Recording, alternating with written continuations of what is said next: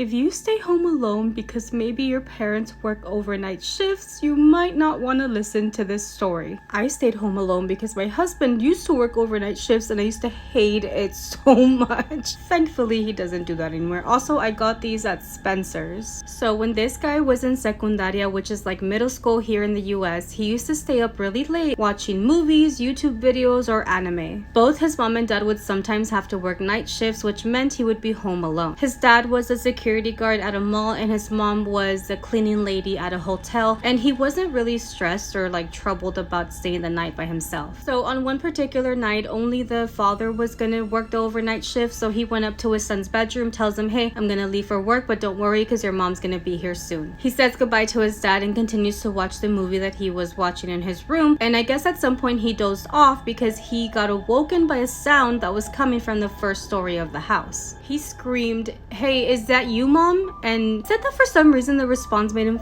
feel very weird, but his mom did respond and says, yes, son, it's me. He was more asleep than awake, so he just decided to lay down and go back to bed. So again, he gets woken up because somebody is knocking on his door and it's his mom saying, hey, open the door, I brought you dinner. Again, he is more asleep than awake, so he just says, I'll be there in a second, just give me a moment. That is when he hears his mom again say, son, open the door, I brought you dinner. And he just says, just leave it there, mom, I'll be out in a second, I'll get it in a moment. He starts getting up, still half asleep, trying to, wake himself up to go have dinner with his mom. And as he's walking towards the door, he hears her again. Son, open the door, I brought you dinner. He was so tired that in the moment he didn't think anything of it, or he didn't think it was strange that she would say the same thing 3 times to him. Still sleepy, he's right at that door, and that is when he shocks himself awake. He wakes up fully because he remembered that minutes after his dad left, his mom had called him to tell him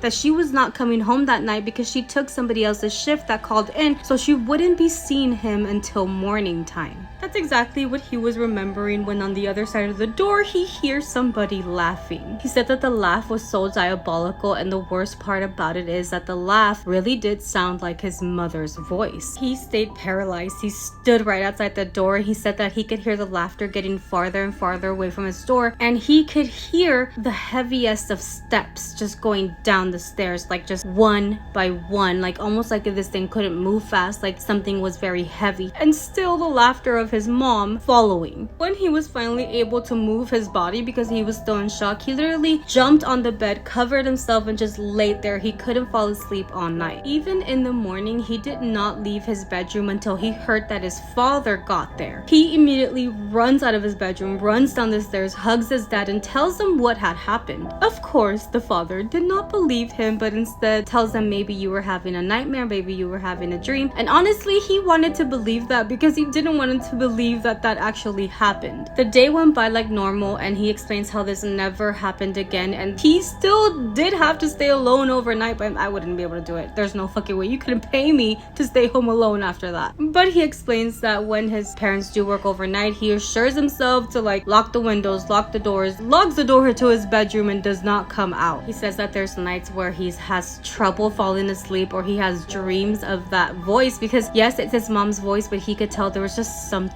evil about it. He still thinks about it because he just wonders what would have happened if he had actually opened that door. What would he have seen? What would have happened to him? He's terrified at the thought or idea that something could have gotten him, or who knows. But what do you guys think?